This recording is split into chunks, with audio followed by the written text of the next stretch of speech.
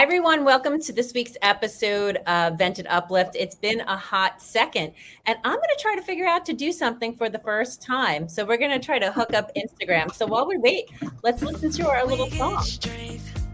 By giving strength, I'm here for you, and you can live that with Vented. And I think I did it. Awesome. All right. So every week we are bringing you, well, not every week because I've taken a little sabbatical from the summer, but my purpose in life is to bring amazing women on every week who can share their journey to inspire you through your journey. I think in life, like we all want to know that somebody's been through it, can help us through it. And that's why I keep bringing on amazing women, whether cancer or business or whatever. So today we have on Rebecca Smith. We were introduced by our chef, Andrea. You know what? Again, my brain with things. You know, that rote memory skill doesn't want to work sometimes. So let's talk about Rebecca. Rebecca Smith is a certified lymphedema therapist, massage therapist licensed by the state of New York, and a national certification board for therapeutic massage and bodywork recognized oncology massage specialist. That's a lot. This is like a lot of school. Rebecca joined NYU Perlmutter Cancer Center Integrative Health Team in 2011 as a senior massage therapist and senior lymphatic therapist, providing massage to cancer patients while they received chemotherapy infusions, as well as lymphatic therapy and CranioSacral therapy treatments. In 2014, she was a founding faculty member and collaborator in the initial creation of the Oncology Massage Training Program before it partnered with the Center for Advancement of Therapeutic Arts in New York City, and served as the program's Oncology Studio Director, overseeing procedures and protocols.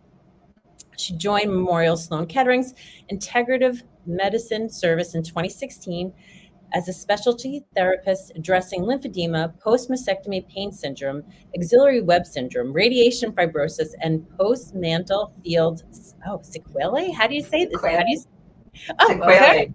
You did it right. Yeah. Just pulled that one out. In 2020, she and Felicia Newsom founded Advanced Massage Specialty Group, and Rebecca returned to private practice, founding Bodycraft Massage Therapy, PLLC, located in Midtown Manhattan. So, Rebecca, thank you so much for joining. We're going to have to go through what all those things mean. And the one thing for our listeners that,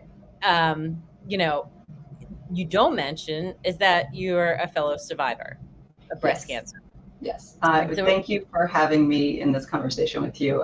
There's so much to say and so many ways we can help support each other. I'm thrilled to be here.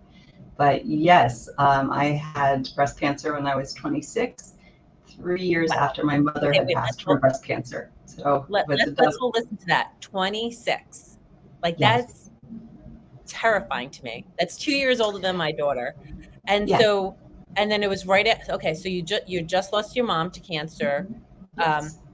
Now, I'm going to assume that people just told you that you were wrong, that there was nothing wrong with you. So tell everybody how you found your cancer, what kind of cancer, and that fight to prove you were right. Yes. So I was 26. I was a professional dancer. I was, dating musicians, so I had a crazy late schedule, and I was in my apartment one night, early morning, dancing around in a camisole, like 2-3 in the morning, and happened to catch myself in the mirror and saw a lump. Wow. And I was like, oh, I know what this is. That instant, I know what this is. There was no maybe it's this, maybe it's that. No, 100% knew in my bones what was going on. The kicker is I didn't have health insurance because I couldn't afford it at the time. So, I was going to doctors, paying out of pocket, begging them to give me an MRI. My family history is this. I feel this. I think it's this. And they were like, you're too young. You don't have it. Not a single one would write me a script for an MRI. And none of the MRI places would see me without a script because I was so young. So, we all learn self-advocacy at some point. I started at 26. And it took me a while. I found an organization, which of course, the name is escaping me now. It's a dance organization that was providing an umbrella of health insurance for dancers. So you didn't have to be part of a company or work for someone else to qualify. And it took 2 months for it to take effect. Wow. And then, and this, so 2 months trying to get in, 2 months of knowing what this was, and just knowing, like, you know, how long was your mom's journey with cancer? 7 years. She was diagnosed when I was 10 years from start to finish. So she was diagnosed when I was 13 and she passed when I was 23. So yeah, I think her recurrence came at I want to say the 7-year mark. Okay. But so, when you hear stories of people, they delayed for whatever reason. Nobody ever wants to delay to get a diagnosis, or delay extended period of time between diagnosis and action. But I didn't have a choice because I couldn't find a doctor who took me seriously. So what it meant was I went away on tour to North Carolina to work with some of my good friends, Andrea Liske and Corolla Lutheran House, or amazing dance company. And the whole time I was there, okay, you have to stay positive. Let's focus on the task at hand. You can't do anything about this until your insurance kicks in. Once my insurance kicked in, I was back up in New York.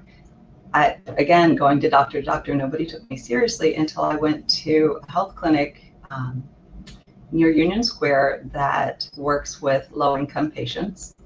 And the doctor there took one look at me and said, yes, I think this is serious. It needs to be addressed today. May I bring in my intern?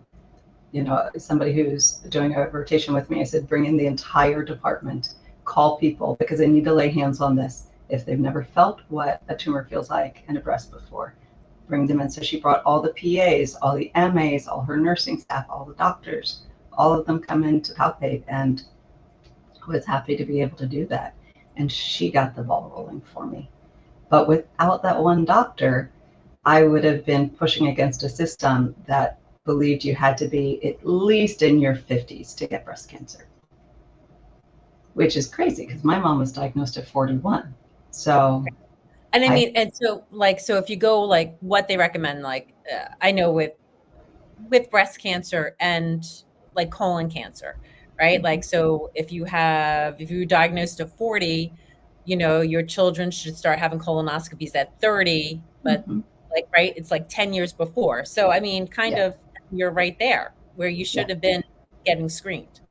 Yes, but 20 odd years ago, they didn't have that forethought, unfortunately, which is a shame because, I was the youngest person in my young breast cancer support group. Almost everyone was in their like very late 30s, early 40s. I was the youngest. There was another woman who was maybe a year or two older than me, but then between 26, 27, the gap went up to 38, 39, 40. So how many women slipped through the gap because either they didn't have a family history, or even if they did, they weren't checking their breasts, or they didn't have a doctor who felt like it could be something. It probably was just, you have dense breasts because you're young. It just makes me a little concerned of how many people might not have had such a positive outcome because the medical establishment just couldn't open its minds enough consistently to include younger women in this potential diagnosis. Yeah. And, and talking to a few friends, even 20 years later, they have had a fight too for being so young. And I mean, and cancer rates are increasing in our youth. I mean, it's just crazy. Yes. So, okay, so what ended up being your diagnosis, and what did you do? Stage 2 ductal carcinoma with lymph node involvement. I had a lumpectomy. They took out axillary lymph nodes. It was right at the cusp when a few doctors in New York were starting to do sentinel node biopsy, but really only 1 or 2. It wasn't standard of care yet. So luckily my lump was very high, and so she was able to take a nice wide incision, so I don't have a separate axillary incision, which is, I don't know if it's good or bad, it just is. So at least I don't have another incision to tend to because I do keloid. So I went into surgery not knowing if I was going to have chemotherapy when I came out, not knowing if I was going to have a mastectomy. I told them, do whatever you have to do. If there's enough cancer present that you feel it's warranted to remove the breast, remove the breast. And I will deal with whatever it is when I come out of anesthesia. And so, I woke up and found out, I had a lumpectomy and only 6 lymph nodes removed. How great. 5 of which were positive. So the positive lymph nodes plus the size of the tumor necessitated chemo, radiation, endocrine therapy, the whole shoot shebang. Wow. Okay. So, and were you able to go through the insurance? So how'd you get through that treatment? I think that's important for somebody who doesn't have payment. How did you go about it? Well, I did have insurance at that point. It was not great insurance, but it covered everything. It just meant that everyone involved had to go through 3 or 4 extra steps to get authorization and then payment. So, I do think a lot about how hospitals have to jump through so many hoops to let insurance pay for things. In this case, they really did work hard to make sure that pretty much everything was covered. The only thing that was not covered was when I was taking Taxotere. So I did ACT, so Adriamycin cytoxin chemotherapy, followed by Taxol, which I had a horrendous reaction to. So they switched me to Taxotere, which is a cousin of Taxol. But my counts tanked, just tanked. So I had to get Neupogen injections, which are similar to what Neulasta is now.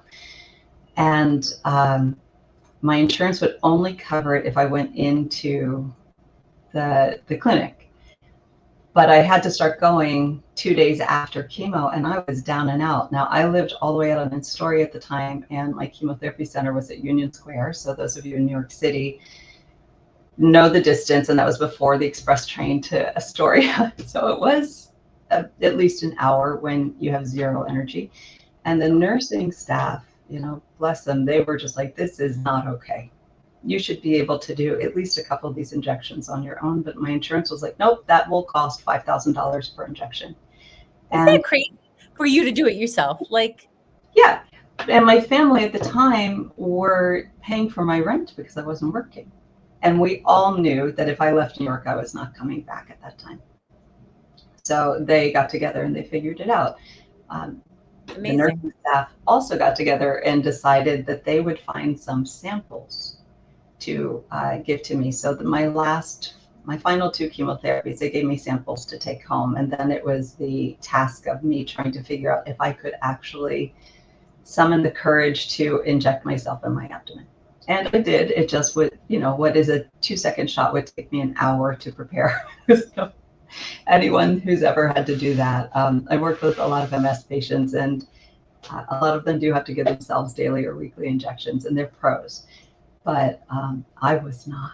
I was a young 26-year-old terrified of putting a needle in my body. So yeah, the learning curve was steep. I've never had to do that, so I can't imagine. All right, so so this is 20 years ago. You're over 20 years ago, and now, so you were a dancer, and then how'd you get into what you're doing? You made it through. So I went to art school to train to be a dancer. I went to the University of North Carolina School of the Arts, amazing school. I was injured from week 2 until I graduated. Not everyone was, I just was. And so I spent a lot of time in the physical therapist's office, and that was my first education, I feel, into the human body. Dance, of course, yes, but this was really my boots on the ground, is what I like to think of it. I spent so much time with the PTs. They were like, hey, have you tried this? And I could ask every question I had while I was doing contrast bath or ice or stim or whatever. So I was learning a lot about how to take care of a body that's going through challenges. And at the same time, towards the end of my final year in school, my mom had her recurrence. And so I would go home on the weekends and to spend time with her, and I'd say, oh, your toes are pointing, and that's a little weird. She'd say, yeah, it just started. The doctors don't seem to know what to do about it. So I would do body work on her. the little bit that I knew, the little bit that I picked up from PTs and in dance conferences. And it worked. It was helpful. It gave her relief. It helped her have a sense of agency over how her body was feeling while she was really struggling with really hard treatment. And so that was the first inkling of, oh, wait, we can help people. We can actually make a positive difference in someone's life, even if it's 5 minutes. How amazing does that feel for both the person who receives it and the person who's helping? So then I moved, I'm here in New York, and became a personal trainer. I decided that classic personal training was not for me. I didn't like barking orders or counting.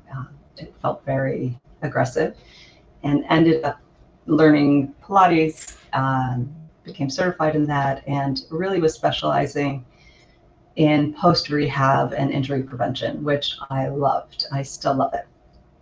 And during that time, I started rehabbing myself after my surgery because nobody would give me a script to see a physical therapist. But I was a professional dancer. I could not lift my arm all the way. I was fatigued. I was losing strength by the day. So once I was out of treatment, I was like, this is it. Let me do some more research. I spent so much time at the old Barnes & Noble medical textbook store. Loved that place. I would spend hours there researching, okay, if you have this surgery, these fascial planes are impacted, this group of musculature is impacted. So I started working with breast cancer patients and then Parkinson's patients, MS patients, as a Pilates post-rehab person. Loved it. Along the way, received craniosacral therapy for the first time and was like, I'm in. How can I learn this? And then from a craniosacral therapist, experienced lymphatic therapy for the first time, and I just, this is amazing. So I started learning lymphatic therapy, and they let me take, the first 4 levels, and I'm going to be a lymphedema therapist. I think this will be wonderful. Along that time, I developed lymphedema myself. Of course, couldn't get treatment because nobody took me seriously because my arm was not big. It just had all the sensations, the heaviness, the discomfort, the early onset fatigue. And so I was working my way up to become a lymphedema therapist and hit the snag of you can't take the certification unless you're licensed as a massage therapist, PT or OT in the state that you're going to practice in. So I went back to school. I became a massage therapist, which was a wonderful education. But I went to massage school knowing that my end goal was to work with lymphedema patients, regardless of how or why they have lymphedema. And I just also happen to love working with oncology patients because it's just so life-affirming. They're generally in there to take care of themselves, to advocate for themselves in a way that a lot of their medical team historically hasn't stepped up to listen in that way. So it started with my mom, and now it's the broader population. So I owe her so much life, the education on all forms, but really helping me find my path, even though she wasn't here anymore to see it. Beautiful. That's a beautiful journey that, one person can have one experience and then it goes to that. And then I remember being like, my father being like, when he was on, in the hospital bed at home, and he'd be like, massage my feet. And I'd be like, oh, Daddy, no. They were so swell. So somebody could have that moment and do it. But the only thing, my escape was, why I love scent, because, the peppermint reminded me of when we were little. And he would take me to the Botanic Gardens, and that's how my whole company, Vented in Brooklyn, is based on that love of scent and smell. So I was able to escape something that wasn't good for me. So let's discuss what is on your arm. I want to get back to I have a couple questions, and if people are looking at you like, oh, is one sleeve in nowadays? So. Well, I have had quite a few people ask me recently this summer, oh, what an interesting fashion choice. Okay.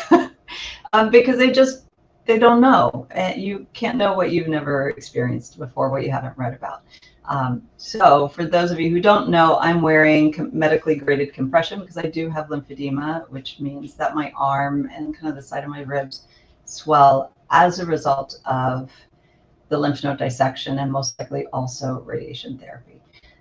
So there's been damage and trauma to my lymphatic system. So it's harder for that side, that whole left upper quadrant on me, to move fluid the way it would have moved fluid before the system was impacted. So compression garments are really helpful in the fact that they help keep your limb at the size ideally it would be.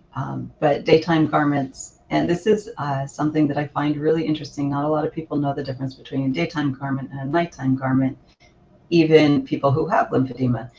A daytime garment is designed to keep your limb ideally from swelling too much throughout the course of your active day. A nighttime garment ideally is helping decongest and bring the limb volume down. So it's a lot to ask of your daytime garment to take a swollen arm and make it less swollen. I think it's better to ask that garment to try to keep it where you woke up with. And then you put on your nighttime garment to try to make it less swollen. And so of the course, nighttime garment is tighter. It's a little tighter, but more than that, I mean, it's not necessarily tighter, it's stiffer. So it provides more of a container. So the fluid, the whole volume of the arm can't just keep expanding. Whereas this does, let's see if you can see, it does have stretch to it. It's like really, really tight pantyhose. Anyone who's ever worn control top, it feels kind of like that.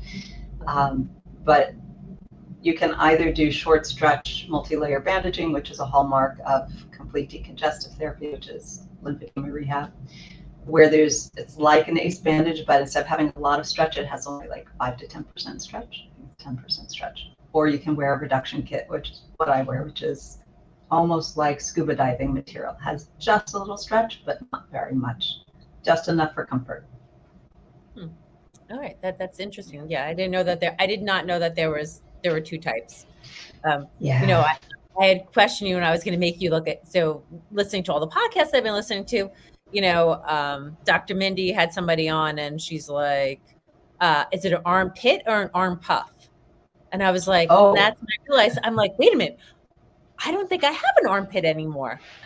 I'm like, and I keep saying to my husband, I'm like, you know, and I did tell the doctor, and when I didn't come to you because I just, you know, I'm in an air cast. So I'm like up and down all the stairs, but I'm going to 3 more weeks, he said this morning, 3 more weeks. Oh gosh. You know, but I'm like, and I keep telling my husband, like, you know, yes, I'm in post-menopause and, but like lifting weights and doing push-ups and like the dips and stuff, like things I used to do that I knew my arms got like, you know, toned, but I'm like, it just seems puffy, like but I only had lymph removed on one side. Okay. From a double mastectomy, can you still be swollen on both sides? And would there be the weakness on both sides? Because I described to the doctor, I'm like, I don't know. I have this weird feeling. I lift my arms and it's kind of like I feel like I'm having a heart attack or something. I don't know how to explain it. Yeah. I'm like have this week. And then they kind of just like, yeah, whatever. You know, so I'm like, I don't know. I think there's something up, and I think maybe I'll be coming to treatment for you. Please come by, and while you're there, we'll take a look around that fracture site too.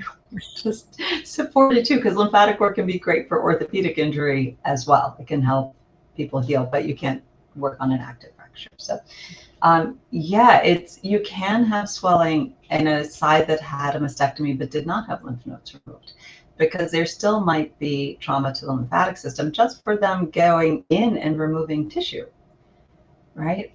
And also we have all those protective posturing. I know it was really hard for me. My surgeon, my friend Andrea came to a lot of my doctor's appointments with me. Thank you, Andrea. So whenever my dad couldn't drive up, and my stepmom from North Carolina, she would go. And I would go with a little pillow between my arm and my ribs. And at some point they turned to her and said, you have to take the pillow from her and don't give it back. She has to use her arm again. So I was so terrified of moving and having pain. As someone who had never had a surgery before, I thought I knew pain from dancing, but it's a completely different thing. Yeah, dancers, you suffer, you guys. Yeah, but it's musculoskeletal. I think you learn the ways to deal with it, but an incision, that's a whole different ballgame. So, not using the limbs or waiting too long or pushing it too early, it's more of a science of how do you get your range of motion back and do so without swelling than a good hard and fast, it's more art than science is what I'm trying to say. And our type A clients who are like, I'm gonna get full of range of motion back in 7 days, like, oh, you might get cording. Can you wait for week 2? That was on my question list. Okay, wait, not about the cording, but now that you just now, so I was one of those people. I had but I wasn't specifically told. Like, I remember, don't lift your arms up to wash your hair and stuff, because those drains are those are the worst things about surgery. And I had 2 on each side. Those are horrible. 2 on each side. 2 on each side. And so, ladies, that's the worst. And once those come out, I swear you feel so much better. It's it's so much relief. But so I was like, I can lift my arm all the way up to the wall. I'm doing the exercises like I'm supposed to. And my one friend was like, Chrissy, what are you doing? You're not supposed to be lifting your arms when you have drains. And I'm like, oh, I thought nobody told me that up there. Yeah. Well, so the challenge is you can have irritation from the drain moving as you move and the tissue around the drain moves. So, of course, everyone on your team, we want you to move your arms, but we want you to do it conscientiously. But what exactly does that mean for each person? And it's hard to determine that. And I think the best thing I can say is if you know yourself, if you know you're like a super goal setter and you reach those goals and you like to do it in record time, you're going to try to pretend you're somebody else in that regard. So maybe you have a goal and you extend the time frame. I don't have to have it by day 7, day 9. I could have it actually by day 13, and that is such a win. That's great. Because again, we want you using your arms, we want you moving, we want to get blood flow and lymph flow, and more than anything, I want everyone to feel confident about living in their body, with their body, and that they've made the best choice they could have with the information they had at the time. And if you're second guessing and sitting there very sedentary and protective, it's hard to, cheer yourself on. Like, I did a good job. I made a good choice. I made the best choice I could. It's really hard. And then on the other end of the scale, I do occasionally have clients where I'm like, it's been 3 months. You do really have to move that arm because it's only going to get tighter. And, I can't help you enough if you don't do it. Some of this responsibility has to be done outside of the treatment room too. So both ends of that arc. Yeah, maybe I was the overachiever a little. Yeah. Maybe, I was maybe a little bit. Maybe just a little bit, It's also like how I was standing for 10 hours yesterday for the event last night. Yeah. So, I wanted to hear from you now, so your mom was so young, you were so young, and now you have a son? A son and a daughter. Yeah. Or daughter, right? Okay. Yeah. So your daughter's how old? 10. 10. Okay. Now, and did you have the BRCA gene or not the BRCA gene? No, I did not have the BRCA gene. And I recently, not quite a year ago, redid the genetic testing just because there have been a lot of advances in the last 20 plus years. And they were like, no, you don't have anything that would change the surveillance for your daughter or your son or anyone else in your extended family, which was, of course, very relieving. But my kids know all about my cancer history. They, I've had conversations with them consistently since the beginning. Even when I was nursing them, they'd nurse on the side that didn't receive radiation and they would see the scar on the other side. So they were always playing with it. And it was nice for that scar to get so much love, especially from little ones. And there was a time, oh gosh, it was right before COVID hit, that my daughter, when I would go to pick her up at school, would introduce me to everyone as, this is my mommy, Rebecca. She had breast cancer. She's got a big scar. She works with cancer patients and she's a lymphatic practitioner. Oh. And everyone would be just shocked and they didn't know what to say. And I was like, yes, that's true. That's all me, but I'm also her mom. Like, no need to worry. It's not contagious. But she was really owning it and advocating and really up front and center, which I thought, first of all, was brilliant. But the fact that she felt so comfortable bringing it into the world, you know, I thought, I must be doing something okay if I'm talking about it with comfort with them, and it doesn't have any taboo in our house or in our circle of family and friends, so that she feels the ability to discuss it with a wider world without any pause, just right in. She must have been in kindergarten. It was just shocking for everyone for a long time. It's beautiful. You know, because I think as moms, you know, we have that fear, you know, that we got to take care of our baby girls, right? And that our sons can carry the gene, but, you know, no gene or whatever, there's something going on. But have you changed anything in the way that you're raising your children or yourself, you know, working with oncology patients? Are you adding anything different into your life, or foods, or there are things, your vitamins or things you stay away from in the food that you're feeding the children? Like, what have you done now to protect your future? Because now you still have both breasts, you're still going for MRIs, you're still, you know, at risk. So what are you doing? Well, the one thing that they know is that I'm really good about going to doctor's appointments.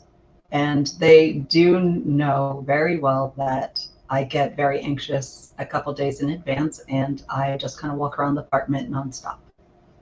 Or I try to work as much as humanly possible to exhaustion, which is also not healthy. So we've started having conversations, and they've also, in the last year or two, now that they're 10 and 11, start instigating conversations. Like, I see you're walking around a lot. Do you have an appointment coming up with any doctor? Like, I do. What do you think? I think you should make sure you spend some downtime, maybe work on breathing, you know, maybe go for a walk in the park, because you always are happier after you go and talk to all the plants. Oh, okay. Would you like to join me? Yeah, no, you know, whatever they say. So they've really become a reflection for me of like, oh, self-care is all of these things. It's making sure I don't indulge in my sweet tooth too much. Right? It's making sure I stay hydrated. They were on my case not that long ago that they were worried I was not drinking enough water. And because of that, they decided they would drink a little more water, but it's annoying because now they have to go to the bathroom all the time. Yeah, that's part of what happens. But it was great to be like, oh, they're watching out for each other. They're watching out for me and for their father, from this like health first perspective, grounded perspective first. So I think that's really a great education for me to see that they can do it so young, and that now I don't have to be like, you know, you need to eat vegetables because they're, you know, keeps your body at a better, healthier state to reduce the risk of all these scary things that could happen. We've always been pretty lucky they like vegetables, but they just know we eat a colorful plate, right? It's never, well, I would love to say it's never, but we try not to be monochromatic in our meals. So that and exercise. I do love moving. I don't have to say, even for someone who taught exercise for decades, I don't love doing exercise because I find I can get bored really easily. But I love moving. I love dancing. I love, you know, walking through the park, having conversations with people, trying to do push-ups, and the plants. Love the plants. Yeah. So all those things, they're starting to see like health. Being healthy is not just doctor's appointments. It's not just eating a healthy diet. It's, you know, it's all encompassing. Are you doing your breathing techniques? Are they helpful? Do you need to have a refresh? Are you hanging out with people who make you smile and laugh a lot? We're blessed that we just have really great family that we've acquired along the way with friends. And, you know, every now and then my husband will be like, you haven't gone out and seen so-and-so for a while. I think you should. And the kids are like, oh yeah, you always like breathe better when you come back from that. Okay, great. Yes, I should. You know, like, isn't breathing better? Good. Yes. I think going out for a girls' night or whatever, and just letting go or laugh, you know, just laughing, making fun of each other. I mean, I think is super, super important. it's a great, great thing for your soul. So Yeah. one last thing, Mhm. what would you say to somebody who was just diagnosed with breast cancer? Oh, that's a good one. That's a hard one. You'd think it would be so simple. I think I would say, like, just take a pause, take a beat, just feel what you're feeling, and know that it's feelings come and go. And at least for me, it was not the worst thing that had ever happened to me. So for many of us, it is such a significant event, and it is a defining event, but it is not the only event. Right? There's so much more to, you've been diagnosed, now you have work to do, right? You have research to do, you have to decide who you may or may not be willing to share this information with. But take that moment, feel into your body, see if you can keep it or reestablish a positive connection with your physical self, because you're going to live with that body for the rest of your life. And if you have animosity towards it, it's harder to heal from, the shock of the diagnosis, from whatever surgery you might have, from whatever interventions besides surgery you might have, and then resource yourself as best as you are able. If you need something, ask. Just don't try not to let I don't want to bother them. Chances are that family or friend is feeling very impotent, that they can't help you. I was so lucky that my friends, they were so terrific, and my family would come up all the time for treatments, but in between treatments, my friends were organizing, like, who was going to bring my laundry to the laundromat, who was going to pick it up, who was going to pick up the packages from the first floor and walk them up to the third floor, because I just had treatment and I was too tired. You'd be surprised how many people really want to help. They just need you to tell you exactly what you need them to do. Tell them exactly, and they can always say no, and you can feel however you want about it, but if you don't ask, they don't have the opportunity to help. That's very, very, very wise words. I think, the hardest thing for me was the letting go and letting others do, Oh, it's right? hard. It's hard. Yeah. It's hard. As moms, is like, and then I get that reminder now with this cast on me, because, like, we're on 3 floors. Oh, We live in gosh. an old 1928 house that there's no bathroom on the middle floor, the main level. So it's like, like I've had to, like, okay, that jerk can sit there and that can sit there, even though my husband and my daughter are like, keep everything. They vacuum, they mop, they're That's great. great. But it's like the other things that I'm like, okay, I'm just going to have to let that be and accept it. Right. And Yeah. it's a good reminder, like, okay, I don't need to be superwoman, and I'm going to let others help me. And I'm just going to ask, because they don't know that, like, what I want or move or whatever. Just like, hey, I can't clean the fish. I can't even do the simple. I can't, like, bend and empty my fish, my koi fish in the backyard. I can't empty the Right. netting, Yeah. whatever. What is the word I'm trying to say? But, The yeah. basket. Like, I can't, But, like, for the simple things, like, but so you have to just keep asking, and it's okay. And I think it's a great reminder. but I think your point is really important, because being vulnerable is actually a really interesting form of resilience. And if there was one thing I learned through my personal cancer experience, and I saw it in my mom as well, is that we are more resilient than we ever know we are until we have to be. So if you can allow yourself that vulnerability of rejiggering your own expectations for yourself and finding some way to be okay enough with that revamped expectation, and ask for assistance and then actually accept it, it's going to help you not only heal better and heal faster, it's going to tighten your bond with whoever that is, but it's going to lend resiliency to your day-to-day world and to your personal constitution that you can carry with you to the next thing. And it's hard for us to give up this feeling of control. I mean, I think that's one of the first things that a diagnosis smacks you with is, oh, I don't have control over this. And so many of us, we feel like we're in control of our lives, and we are to some degree, but some things we are not in control of.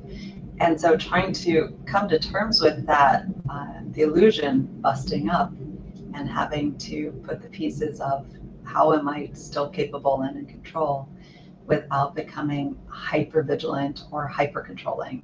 That's so hard. It's hard for everyone. 1,000%. 1,000%.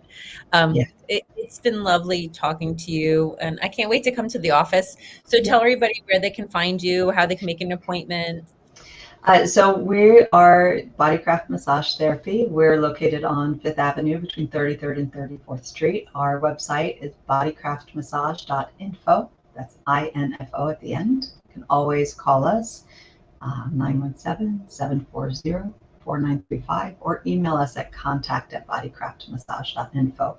If you send us an email or reach out to us through the website, one of us on the admin team will get back in touch with you. We usually have a 20-minute, I usually have a 20-minute conversation with whomever it is, just to make sure there's no medical clearance needed, and to answer the bulk of the questions, so that when you come in for your first appointment, which is part consultation, part hands-on, we have as much of that hour for hands-on, because we've kind of gotten a lot of the questions out of the way. And the rest we can do often while we're working, because the hands-on work is what everyone on the team wants to be doing with our clients. 100%. Beautiful. Love it. Thank you. All right. So thank you so much, Rebecca Smith, for coming on. And a reminder, everybody, this month, our beneficiary is Staten Island University Hospital. They have a monthly get together for Pink Warriors. So we're collecting bracelets for them. They're going to be giving them out actually on Saturday. And then they have another one next month, so we can keep collecting. And reminders that we're still looking for breast cancer warriors. We have a few spots open for October 25th. Check your cans event. So please reach out if you would like to receive a makeover. Rebecca, are you coming? Are you going to do it? I'm going to come. Yep. And I have a couple of clients that are on my list to ask them if they want to see if they could be one of the warriors. Amazing. Yes. They're just coming in and they're feeling good. So I think they might really enjoy the boost. Yeah. And I was on with these people are going to torture me.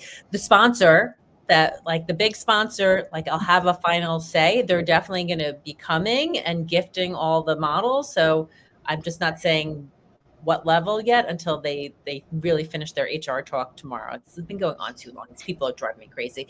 But it's that. And then remember also, if you want to write, you would like a chance to write a chapter in our book, Lifted by My Girls. It's a breast cancer journey, trying to educate everyone. So when you're diagnosed, that you can, go through a little cheat sheet of what everybody's been through and listen to their surgeries, their diagnoses, their treatments, and see what you would like to do. Because yes, we do have a say in our treatment. You can speak up and you can have choices. You can make your own decision and how you want the future of your life to be. So please reach out and let's write a chapter 2. And it's been lovely, Rebecca. Thank you so much. Thank you so much. I'm really thrilled to have this chance to talk with you and to, spread the word of how to feel good in your body and take care of yourself in the process. Yeah, that's it. Remember breathing, people. She said it. You have a tool right on your wrist. Just inhale some lavender. It's so funny. Side note. I was working for, I had an event last night, but we created a video the other day, and the guy was like, I don't like making a video. And I'm just like, come here. And I made him sit there and inhale the lavender and do deep breathing before we went and recorded a video. I'm like, just relax. It's all good. It's all good. Yeah. No problem. You just redo it again. It's life's too short. Just come on, let it go. No, seriously, we just recorded a video in the office on diaphragmatic breathing, just like 101. So that'll be coming to YouTube soon. And, I just, every time that I would be like, okay, I'm going to work on this today, just a couple breaths, my nervous system settles down, and then the possibilities open up. But when you're in your head and no, you just got to take a moment, give yourself that gift every time. That's right. Especially if you can have some essential oil that your body likes and can, have that reminder. Terrific. Yeah. All right. So everybody, thank you so much for tuning in. Share this and go follow Rebecca. All right. Thank you so much, Rebecca. Hold on one Thank you. second. I'm going to end this stream and let's see if I